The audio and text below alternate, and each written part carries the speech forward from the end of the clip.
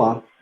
O objetivo aqui, pessoal, a gente conseguir ser objetivo, conseguir realmente agregar valor aí para vocês. Sabe, algo que a gente fala aqui traga um insight novo para você. E, E sem e deixar o enrolação. pessoal do jiu-jitsu mais próximo, né? Isso, Importante. isso mesmo. Graças, pessoal.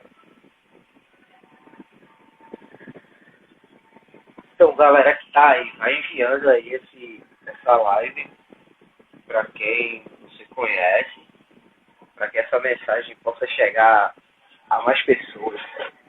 Isso, que a gente possa conseguir divulgar o nosso trabalho, que isso é importante, né? Importante, Então, importante. vamos lá, vamos Vamos começar. embora? Bora. Vamos Faça as nessa. honras. Vejam só, vamos às devidas apresentações, galera. Tudo tranquilo? Voltamos? Vamos às devidas apresentações. Meu nome é Fred Alexandre. Eu atualmente faixa marrom de jiu-jitsu. Eu pratico. Meu primeiro contato com a arte suave foi, acho que eu tinha uns 16 anos e eu já vou fazer 32 esse ano. Tem pouco tempo. Entre idas e vindas, eu já meio que me machuquei algumas vezes. E nesse meio tempo de praticar jiu-jitsu, me machucar, saber que eu preciso treinar, por conta de uma reviravolta da minha vida, eu comecei a estudar educação física, no qual eu me formei em 2017.2. Foi meio que assim que eu peguei a faixa roxa, em dezembro, não me lembro o ano, 2013 eu acho. Foi 2013, não foi que tu pegou tua roxa? Foi. Pronto. Foi 2013, da irmã lá do Gutenberg, saudoso. Veio a roxa, foi em dezembro, em fevereiro, eu comecei a faculdade.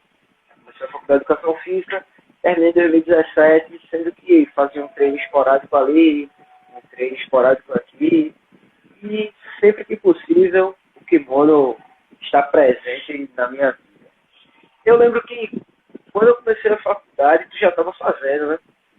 Já estava, acho que há um ano fazendo. Já estava há um ano. Foi. Perguntava algumas coisas. E tu, cara, como é que é o teu trajeto aí, o teu caminho na arte suave? Vamos lá. Bom, para quem está aqui na live e não me conhece, meu nome é Felipe Menezes. Eu sou faixa preta de jiu-jitsu e sou fisioterapeuta. Eu acho que quando o Fred iniciou, eu estava há um ano já, eu já iniciei em 2012, né, a faculdade de fisioterapia. E já treinava Gil, eu acho que eu ainda era faixa branca. Quando eu comecei, eu acho que. Não, eu tava, acho que Era tava azul, com o eu pé na acho. Era azul. azul. Tava na azul. E iniciei o estudo dentro da fisioterapia. Já vinha de algumas lesões dentro do esporte. Comecei a praticar judô com 13 anos de idade. Então, desde pequeno aí, eu tô dentro da arte. Comecei com uns 10 anos de idade, parei com 13 e voltei com 16 a treinar jiu-jitsu e judô. Né? Cheguei à faixa roxa de jiu-jitsu, cheguei à faixa roxa de judô, dei um time e dei continuidade ao jiu-jitsu até a faixa preta. Então, dentro desse caminho, né, estudando fisioterapia e praticando jiu-jitsu, a arte suave, pude experienciar e tanto no meu corpo quanto no dos meus colegas em competição, lesões, que eu acho que é a sombra de todo praticante de qualquer esporte, é a lesão. A lesão ela sempre vai estar presente ali. E dentro desse processo a gente vai aprendendo, né? A gente que da área da saúde, que estuda o corpo humano, estuda o movimento, vai percebendo a importância que é o movimento em si para o esporte. Não só jiu-jitsu, qualquer esporte, né, que você pratica, o exercício físico ele vai ter um impacto muito positivo, né? Tanto na minimização do risco de lesão, quanto no tratamento quando a lesão ela já está instalada. Então, Dentro desse processo, eu estou formado há 5 anos, né? Estou entrando no 6º ano agora de formado, e já atendi muitos atletas, inclusive, né, Fredão aí, a gente Firme troca e muito forte. as competências, mas já atendi muitos atletas do jiu-jitsu, né? E já me atendi muitas vezes. Então, eu gosto de dizer que o conhecimento que a gente tem, Fred, é ouro. A gente tem um ouro nas É um mãos, porque conhecimento. A gente tá é, vivendo, né? Tá vivendo é, o conhecimento ali, ó. e não é só a vivência prática, mas a experiência, conhecimento teórico atrelado ao conhecimento prático que a gente veio galgando ao longo desses anos. Então, eu estou treinando jiu-jitsu há mais de 10 anos, né? Pouco E tempo, né? só um pouquinho, uma década só. A E, gente enfim, já fiz. treina. Eu não lembro se quando eu comecei a treinar, quando tu começou a treinar eu já era azul, ou se eu era branca ainda. Eu também não lembro quando foi que eu peguei a Acho que azul. já era azul, já Mas era a azul. gente. Então a gente treina junto aí desde sempre. Desde sempre, desde sempre. Inclusive, é, É isso aí. estamos aí já na E caminhada. a nossa proposta para hoje, para essa live, é falar justamente sobre a importância, né? Ou, na verdade, os perigos de só treinar jiu-jitsu. A gente se propõe a mostrar para vocês, não só baseado em teoria, né, no conhecimento teórico, mas em conhecimento prático, que só treinar o jiu-jitsu não é suficiente. Para quê? Não para melhorar o jiu-jitsu, mas para você manter o seu maior patrimônio, que é o seu corpo físico. Para você poder estar saudável com ele, para conseguir praticar o jiu-jitsu e progredir ao longo dos treinos, né? Ter mais tempo de treino e conseguir, né, se dedicar mais à arte suave, porque quem pratica ama. Então, é mais um estilo de vida que um esporte, além de ser um esporte. Mas a proposta da gente é justamente essa, mostrar que é possível você ter um tempo de vida útil, muito bom, dentro do jiu-jitsu, mas sendo saudável, ter um corpo físico saudável, funcional, né? O mínimo de lesão possível, e é isso aí. Legal. Então, vamos embora. Vejam Pessoal, só, Felipe, fala não, pode falar. Vá.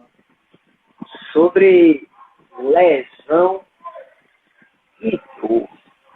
Tenta falar alguma coisa aí sobre dor e Vamos lesão lá, propriamente dito para a galera. Vamos vamos lá, lá. vamos lá. Vamos lá. Me fala o seguinte, eu estava lá treinando, meu parceiro de treino conseguiu aplicar uma americana em mim e eu estralou meu cotovelo, estou sentindo muito, doer meu ombro, eu não estou conseguindo nem mexer direito. Me fala aí alguma coisa sobre. Vamos lá, vamos lá. Pessoal, nos últimos, eu acho que 2, 3 anos, veio crescendo um forte número de pesquisas na área de neurociência, né? A ciência moderna é uma das minhas áreas de estudo hoje em dia. Então, veio mostrando muita coisa no que diz respeito ao estudo da dor e lesão. E aí existem certos conceitos que ainda não foram implantados, né, vamos dizer assim, dentro da mente do coletivo, para entender sobre o que é dor e lesão. Então, Fred deu um exemplo aí de uma lesão que vai gerar uma dor aguda, né? O indivíduo levou uma chave americana, vai estar lá sentindo o cotovelo, vai estar sentindo o punho, não vai estar conseguindo mexer, o indivíduo ele vai estar em um processo de dor aguda. Então, quando esse processo de dor aguda, quando esse processo de lesão inicial ele é acompanhado e há um retorno estratégico do atleta ao esporte após a lesão, esse é o melhor dos cenários. Quando isso não acontece, que é na maior parte das vezes, o indivíduo ele vai, assim, o clássico, ele vai dar um time de treinar, ele vai tomar o seu anti-inflamatório, a dor vai passar, ele vai voltar a treinar. Ele não fez nenhuma reabilitação, ele não fez nada, ele não treina força, Nada.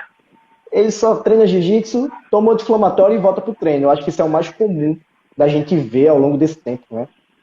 E aí o que que acontece? A probabilidade desse atleta ele ter uma nova lesão é muito maior, em cima da mesma lesão. E aí, obviamente, ele vai ter outra lesão em cima dessa mesma lesão, porque essa cicatrização não aconteceu de forma ordenada. Então, o indivíduo ele acaba entrando dentro de um processo que a gente chama de dor crônica, quando ele passa a sentir dor mais de que 3 meses na mesma região. Ou seja, ele é exposto muitas vezes àquela mesma dor ou à mesma lesão na mesma região por mais de 3 meses. Então, o indivíduo ele entra no processo de dor crônica, e aí fica tudo um pouco mais difícil, né, de recuperar, de tratar, não que não seja impossível, mas se o indivíduo ele for Mas tratado já no início, fica melhor. Então, é muito comum isso, né, essa historiazinha que eu contei, né, o indivíduo ele lesiona, ele não sabe o que fazer, ou não tem um acompanhamento correto, e ele acaba só ficando no anti-inflamatório, a dor passa, a dor é suprimida, né? A dor como um sinal suprimido, a inflamação suprimida, ele volta a treinar, mas só que ao longo do tempo isso não é sustentável. massa demais. Vê só, no melhor dos cenários, quando o indivíduo lá se machucou, ele foi no fisioterapeuta, ele foi no personal trainer lá, treinou força, fez tudo certinho. Voltou a treinar e, porventura, ele chegou naquela posição da americana. E a posição não pegou, tipo, não estralou, ele não precisou bater, mas ele sentiu alguma dor. O que seria isso? Tipo, machucou de novo? Então, é o seguinte, o que acontece é o seguinte, o indivíduo ele fez uma dor aguda inicial, por uma lesão inicial, e ele não fez um tratamento correto. Vamos dizer, aquela dor perdurou, mas ele conseguiu continuar treinando, né? Ele vai lá treinando do jeito dele, mas ele consegue. E aquela dor persiste, ou aquela lesão se repete, né? E ele continua sentindo por mais de 3 meses. Agora ele é classificado no processo de dor crônica. Agora, por mais que esse indivíduo, vamos dizer, ele teve tantas lesões, já está sentindo dor há tanto tempo, ele procurou um profissional, um médico, um fisioterapeuta, e está fazendo lá o tratamento da lesão dele. Existe um processo que existe um axioma dentro da ciência moderna que diz assim: dor não é sinônimo de lesão, mas lesão pode levar a dor. O que é isso?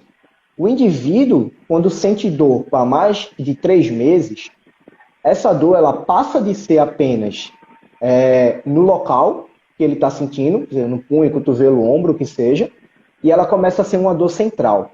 Então, essa dor ela vai se enraizar dentro do sistema nervoso central, o que a gente vai chamar de sensibilização central. E às vezes o indivíduo ele continua sentindo a dor na região, por mais que ele já tratou essa dor do ponto de vista periférico da região, mas ele continua sentindo a dor. Então, a abordagem ela não é mais na região que ele sente dor, mas sim dentro do sistema nervoso central. E a gente tem abordagens, né, na fisioterapia, no tratamento da dor, vamos dizer assim, que foca no sistema nervoso central, além da periferia. Então, a gente começa a olhar para apenas no local.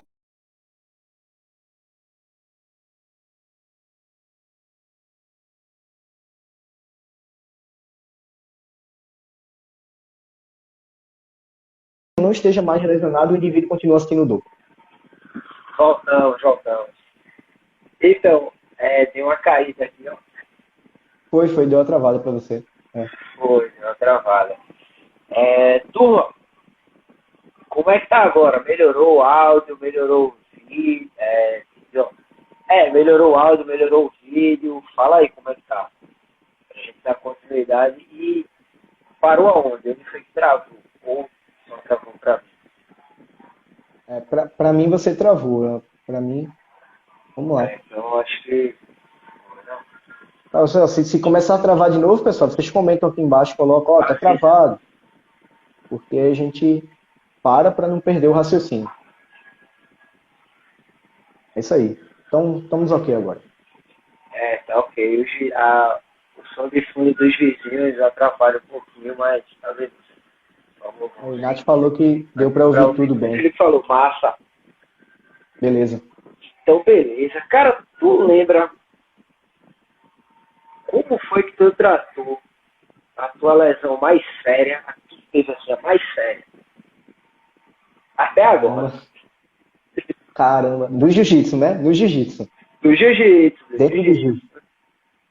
Cara, eu acho que uma das lesões que me afastou muito do Gil foi lesão em dedo. Dedo? É. Esse dedo aqui. Então, é muito comum lesões nas regiões das falanges, né? Dos dedos. E, assim, quando eu lesionei, eu estava no quinto período de fisioterapia. Eu não tinha tanto conhecimento, não tinha tanta base teórica, nem prática. Estava começando os estágios, enfim. Mas eu estava sempre ali, estudando no pé de um professor, perguntando. E foi um grande desafio para mim, porque eu pensei que eu não treinaria mais jiu-jitsu. Porque esse dedo aqui, ele chegou a deslocar quatro vezes. A quarta vez, ele veio parar no lado, assim, ele veio parar do lado. Então, essa falange, ela deslocou e veio parar do lado. Tive que puxar e voltar para o lugar. Só isso. Que foi simples, assim. Foi numa pegada de joelho. O cara estourou a pegada normal, o cara esticar a perna, né? Para poder estourar a pegada do cara. Numa dessa estourada, estourou o dedo. O dedo foi-se embora. Mas não seria algo que eu precisaria ter passado. Porque eu já tinha vindo de algumas lesões no mesmo dedo. Mas por eu não ter ainda todo o conhecimento prático e teórico, eu não sabia guiar a minha lesão da forma correta. E ela se acumula, se acumula, se acumula. Às vezes uma besteira faz uma lesão mais grave porque você acumulou ao longo do tempo, na mesma região. Então, depois que eu passei por esse processo, né, que é psicológico também, né, de você achar que você fica com medo de treinar, você fica, né, com receio porque você acha que você vai ficar sempre lesionando aquilo ali, que você nunca vai ficar bom, que não vai conseguir voltar a treinar logo na mão, que você usa pegada o tempo inteiro. Eu me aprofundei e fui aprendendo o que eu precisava para poder tanto recuperar esse dedo, quanto para continuar treinando bem, sem precisar ter novas lesões nesse dedo. Depois desse dia eu não tive mais lesões nesse dedo, porque eu fiz o processo correto, né? Mas foi difícil, foi um processo bem difícil. Agora, a coisa que me ajudou... Tudo isso. Ele ficou novo. Uma coisa que me ajudou muito foi treino, porque eu acho que na época eu ainda não treinava mesmo treino de força, treino funcional. Eu estava começando a treinar contigo. Então eu treinava só jiu-jitsu e judô. Não fazia treino a mais. Então esse foi o grande problema. Então eu comecei a treinar, comecei a fazer muita barra, né? Eu comecei a treinar com você. Então nos treinos tinha muito peso com carga, treino de pegada, não pegada de kimono, mas pegada na barra, fazer barra mesmo. Você treina pegada, né? De ficar se pendurado com o peso do próprio corpo. Eu acho que você mostrou um estudo para mim que analisaram atletas de combate e viram que o aumento na força de pressão palmar, que era ficar mais tempo pendurado, diminuía o risco de lesão. Você mostrou um estudo desse para mim, você falou de um estudo desse para mim. Foi. Era risco de lesão e aumento de circunferência e força, né, do antebraço também, né? Isso, antebraço. Vai ter maior proteção, cotovelo, dedo, punho, por aí vai. Isso. Foi até em isometria esse estudo, era segurando com o kimono, mantia lá na posição e mantia. Isso mesmo. Isso aí. Foi quando eu comecei a entender, que só o jiu-jitsu não era suficiente, eu precisaria ter uma certa rotina de treino mesmo, treino de força, principalmente, né? Então, foi estudar mais, a gente foi, né, nesse processo, a gente se ajudando muito, e eu fui entendendo que o treino de força, é o que os estudos hoje em dia mostram, né? Estudos de alta qualidade, voltados para esporte, para atleta, mostrando que o treino de força, ele é um padrão ouro para minimizar o risco de lesão e para tratar também. Claro, existe toda uma forma de fazer, não é qualquer jeito. Mas o treinamento, ele é a base para qualquer esporte que você for praticar. Eu lembro que quando eu comecei a treinar, foi tudo de uma vez. foi a parte de arte marcial. Nesse meio tempo ali de arte marcial, eu já percebi que, pô, eu sempre fui pequeno, eu era menor e mais fraco. De todo lugar que eu treinei, eu sempre fui o menor. Eu acho que nunca teve ninguém menor que eu. Menor e mais leve.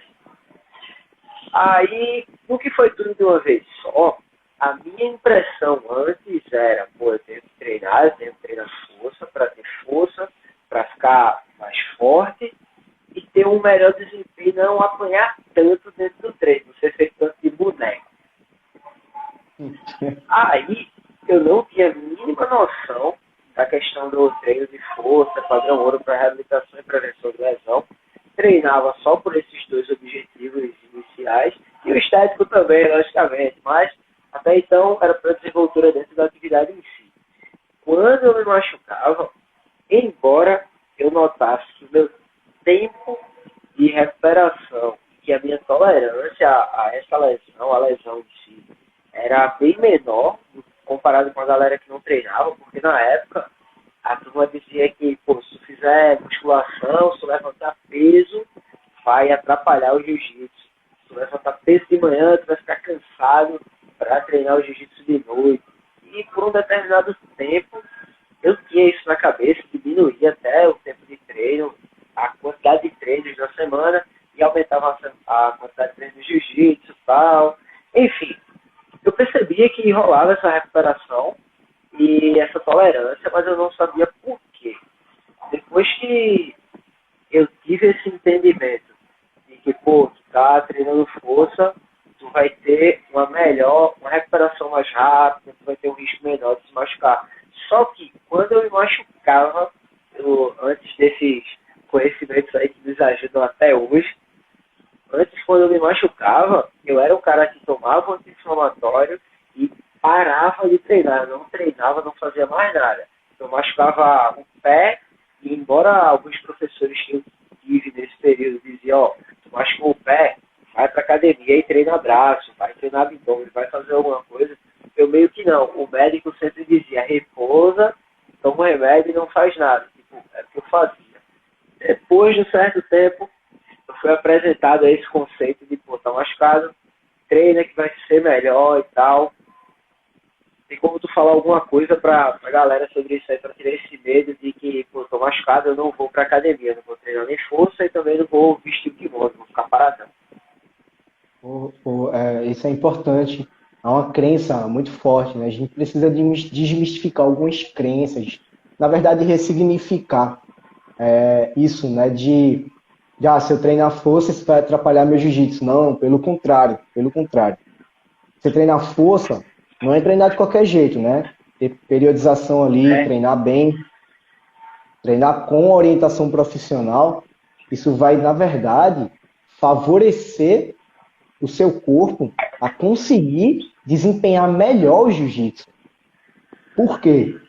Quando você treina força, você está desenvolvendo tanto força pura, muscular, aumentando o volume muscular, você está aumentando a estabilidade articular, você está aumentando a estabilidade das estruturas, tendões, ligamentos, estruturas intraarticulares, e você está melhorando a sua coordenação motora, você está gerando mais estabilidade muscular, né?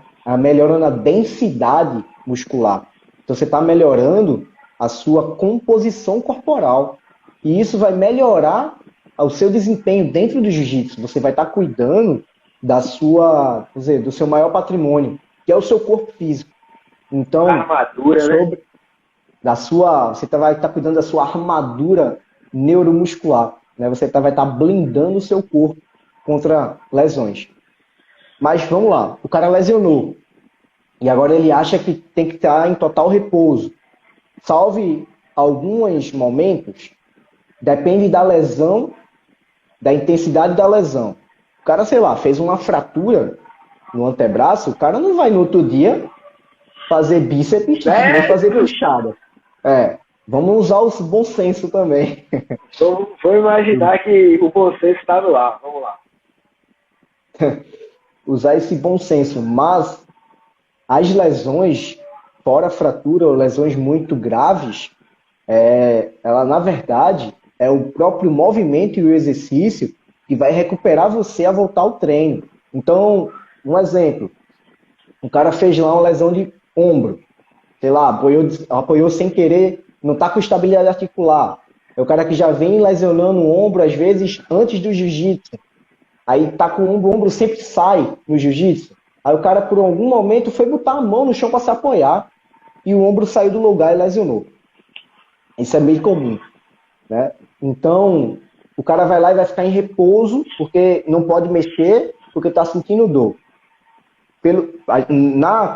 Quando o paciente chega para mim, eu vou analisar 3 pontos de início, que é a intensidade, a percepção do indivíduo em relação à dor, a incapacidade que essa dor está gerando e o sofrimento.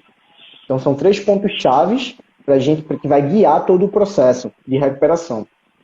Então, já na primeira sessão, eu já vou colocar ele para contrair musculatura.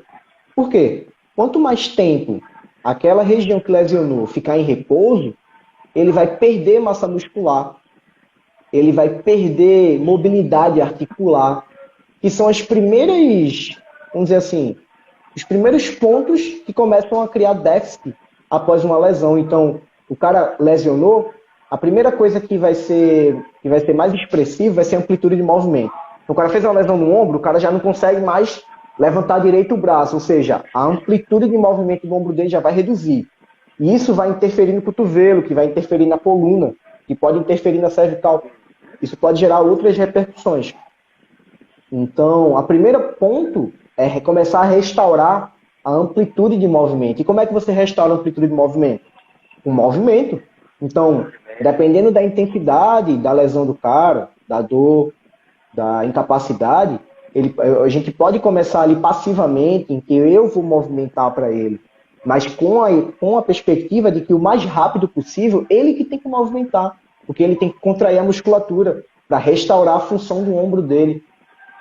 A região que lesionou vai passar por um processo de cicatrização. Vamos lá, ele fez uma lesão no tendão, ou ele fez uma lesão na musculatura. Aquela região que lesionou, ela vai precisar passar por um processo de restauração, de cicatrização.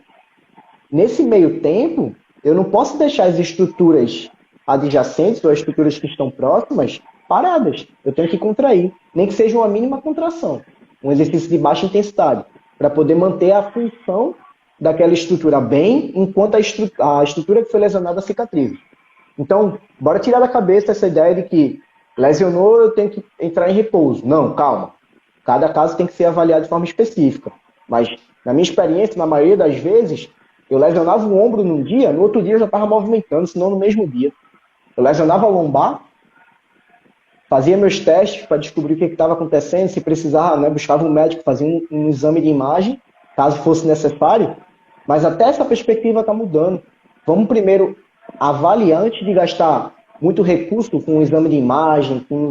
Então vamos avaliar a função, vamos ver como é que a função está e vamos ver como essa dor está se expressando e essa incapacidade e vamos começar a trabalhar em cima disso. Então o movimento ele é a base, tanto para prevenir lesão quanto para tratar. O movimento ele é a base. Então tira da cabeça que é 100% repouso, não é 100% repouso. Você tem que, de forma estratégica, começar a colocar aquela estrutura sim em movimento. E as estruturas que estão próximas. Devidamente orientado, vale salientar isso, a gente está falando muito perfeito. Então,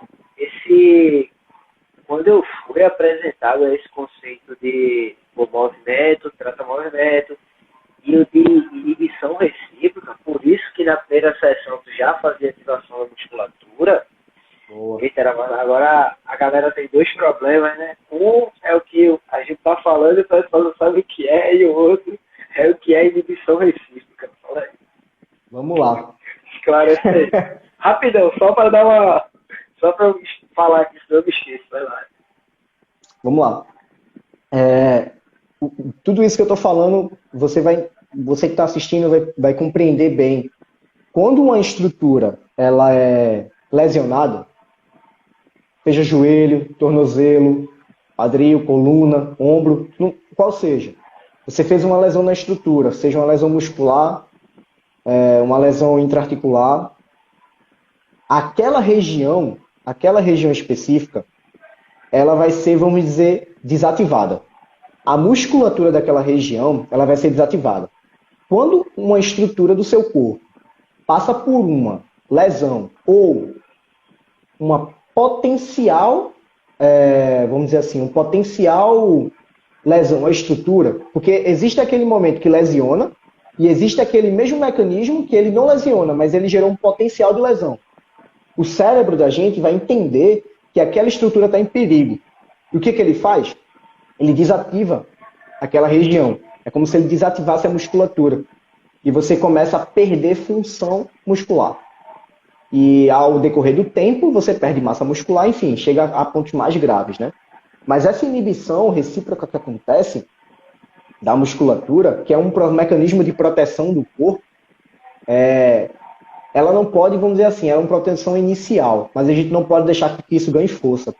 Então é por isso que fez a lesão, vamos avaliar como é que foi essa lesão e vamos já colocar em movimento, para que a contração dessas estruturas, a contração muscular dessas estruturas ou estruturas próximas à região lesionada possa manter a função, a gente possa manter a função dessa estrutura.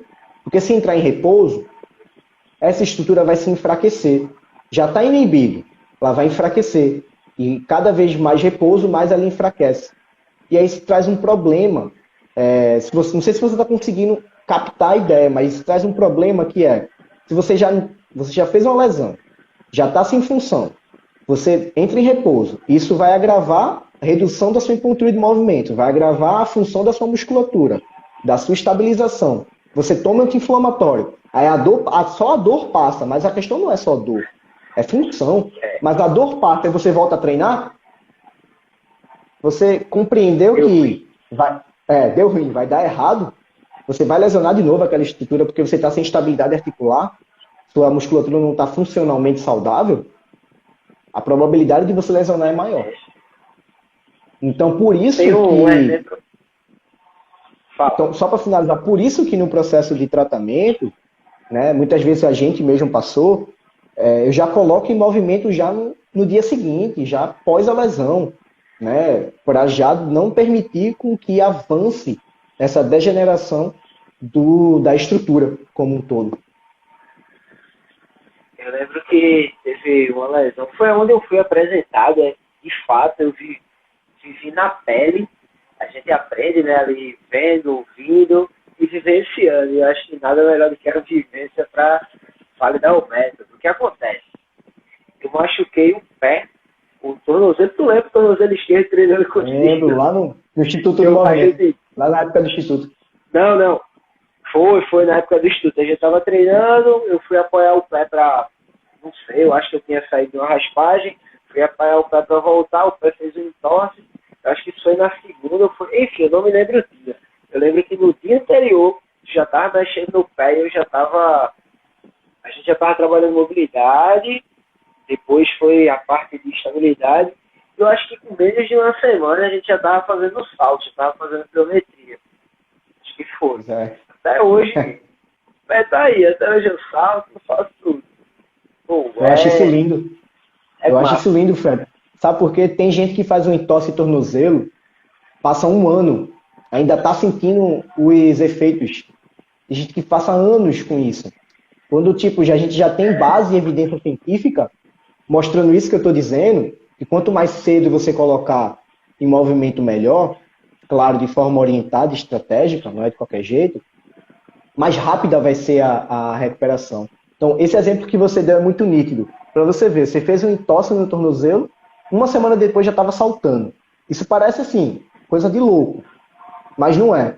Eu já passei pela mesma questão. Lesão de tornozelo é normal, chave de pé, né, que simula uma entorse de tornozelo.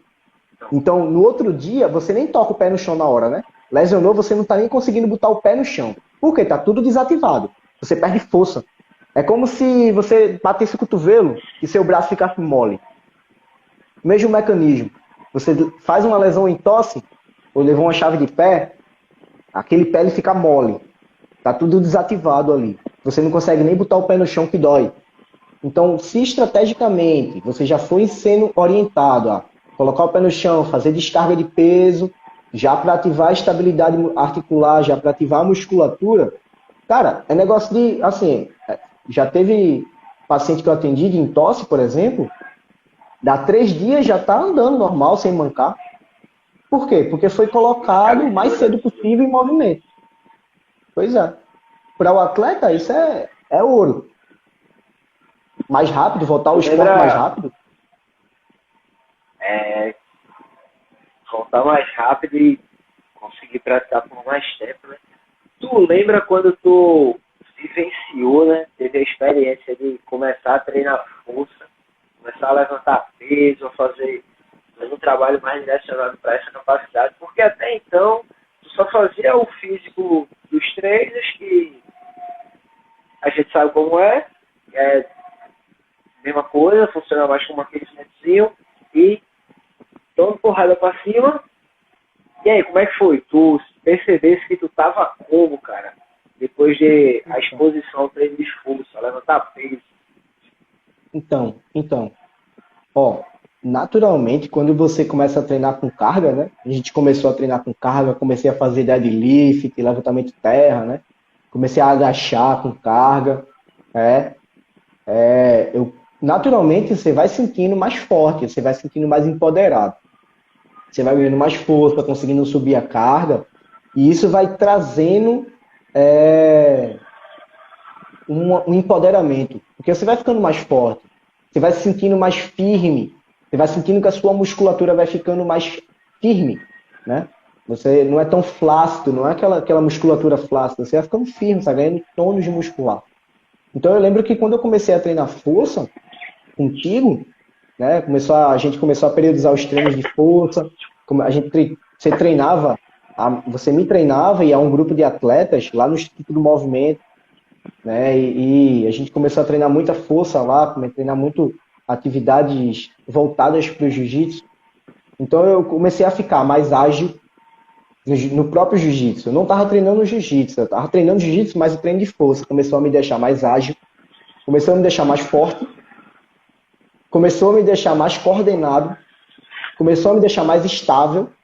E à medida quando eu fui entendendo outros exercícios, que é da fisioterapia preventiva, né, da fisioterapia preventiva, que tem como foco atuar antes que a lesão esteja instalada, e eu comecei a usar essas atividades também, aí foi que foi tudo melhorando. Então, eu me lesionei, comecei a me lesionar menos, primeiro. Lesão sempre teve, sempre terá, né? Eu acho que na vida de um Vai ter. atleta é tipo uma sombra, mas eu me recuperei, comecei a me recuperar mais rápido das lesões. Claro, depende de cada caso, depende da intensidade da lesão e da estrutura que foi lesionada. Né? Mas as lesões que eu passei, eu comecei a me recuperar mais rápido, por quê? Porque eu tinha força muscular. Então, quando eu tinha força muscular desenvolvida e eu tinha uma lesão, no dia seguinte, quando eu começava a minha ativação, o meu déficit era menor. Por quê? Porque eu tinha força. É o mesmo raciocínio, Fred, para a gente que faz a preparação pré-operatório. Vou dizer, de um LCA, por exemplo, uma lesão de ligamento cruzado do joelho, ou qualquer estrutura que vá passar por uma cirurgia ortopédica. Se você fizer a preparação dessa estrutura muscular, músculo-tendínea, antes do pré-operatório, antes da operação, a recuperação no pós-operatório vai ser mais rápida. Isso é o que a gente vê na prática e nos estudos científicos. Então, um exemplo diário para isso aí é, todo mundo conhece uma gestante, que já foi gestante, uma mãe, e todo mundo meio que acompanhou a gestação de alguém. E se porventura você teve, a pessoa aí teve pôde vivenciar a gestação de alguém que faz atividade física, fazia antes, e alguém que não fazia, tu percebe que a recuperação é totalmente diferente. Tipo, o exercício, a atividade, né, o levantar peso, o ser mais rápido, mais forte, mais eficiente a nível corpóreo ali, vai gerar esse impacto no sistema neuromuscular, vai gerar todas essas informações que não vão fazer mal para um praticante de atividade, principalmente uma atividade que envolva torções, rotações e movimentos nada convencionais do dia a dia. Isso mesmo, isso mesmo. É isso aí. Isso mesmo. É E, isso, galera. Fred, Opa, a gente falou muito da questão do treinamento de força, né, a importância desse treinamento de força. Acredito eu que, para quem está assistindo a live aí, que está assistindo a gente desde o início, possa ter gerado aí novos insights e até ter ressignificado algumas crenças em relação à dor, lesão, treinamento. A gente não pôde falar tudo, obviamente, não tem como aqui em 40 minutos a gente falar de tudo, né? A gente vai precisar de mais lives, mas a base eu acho que deu para você pegar, né? Sobre os pontos para a gente, né? Os pontos mais importantes. De que treinamento, além do tatame, é algo positivo, nem que seja o básico, nem que seja exercícios com peso do próprio corpo. Isso vai ajudar o seu corpo a ficar mais forte, mais preparado para desempenhar o jiu-jitsu, reduzir probabilidade de lesão. E a questão de que lesionei, tenho que ficar em repouso. Não, esquece isso. Esquece. A partir de hoje, você não pode mais usar essa desculpa. Então, quanto mais cedo você entrar em atividade, mais rápida e segura vai ser a sua recuperação e retorno ao esporte. Eu acho que essa pode ser a mensagem que vai abraçar a nossa live. é isso aí. Galera, vê só. Se ficou não, com certeza ficou uma dúvida sobre alguma coisa que a gente falou hoje. Deixa nos comentários aí embaixo, eu vou deixar essa live salva. Manda ela aí para alguém que precisa ouvir essa mensagem. Compartilhe com 7 pessoas, essas 7 pessoas compartilham com mais 7 e assim a gente abraça aí todo mundo. Um detalhe é que tudo que a gente falou, a gente usou a temática do jiu-jitsu, porque é uma coisa que a gente já faz há muito tempo, mas não só se aplica para o jiu-jitsu. Tanto a parte de você exercita, busca um profissional, que tu vai ter um melhor entendimento sobre isso, busca a gente, né? É o mínimo. Pensa nisso. E serve também para quem não é praticante do jiu-jitsu, só pratica, de repente, crossfit, musculação, ou não pratica nada. É sempre importante praticar alguma coisa e ter um acompanhamento para isso tudo. Deixa a dúvida, manda para alguém, conversa com a gente, busca a gente lá na própria DM do Instagram, tanto eu quanto o Felipe, que a gente vai estar te ajudando aí no que tu, se for se couber aí do que a gente consegue fazer, a gente vai estar te ajudando. Quer deixar algum recado aí, Felipe? Deixa aí alguma coisa pra galera? Sim, eu agradeço para quem está aí desde o começo com a gente.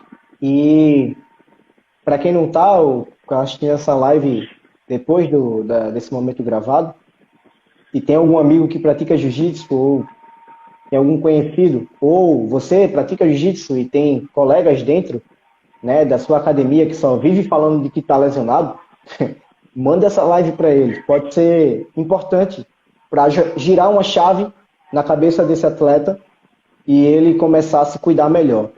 Então a gente trouxe muitas informações e conceitos novos da ciência moderna para vocês. E como a gente falou, a gente tem experiência para falar, né? A gente treina jiu-jitsu há mais de 10 anos, não só treina, mas somos profissionais da área da saúde, fisioterapeuta, educador físico, somos estudantes da área de movimento.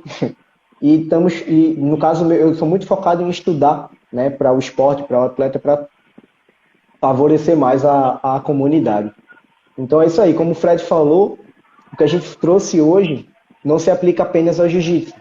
Seja você praticante de qualquer esporte ou qualquer atividade física, ou até nem praticante de atividade física, começar a entender esses conceitos pode girar algumas chaves para você e você ter alguns benefícios, né, decorrentes desse conhecimento.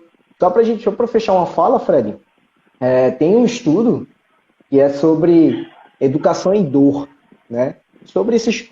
Eu não trouxe todos, são só alguns conceitos de educação em dor, que são conceitos com base em neurociência da dor, estudos muito recentes sobre neurociência, mostrando que indivíduos que sofrem de alguma dor na coluna, por exemplo, lombar, apenas o fato deles serem educados e transformarem certas crenças que eles mesmos têm em relação à dor, só a base em educação em dor já reduz a percepção de intensidade da dor desse indivíduo e melhora a sua capacidade funcional. Olha que lindo.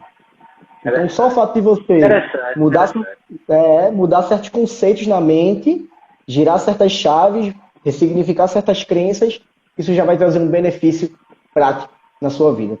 Então, é isso aí. Olha aí que legal. Valeu, galera. Até a próxima. Galera, fiquem com Deus e até a próxima.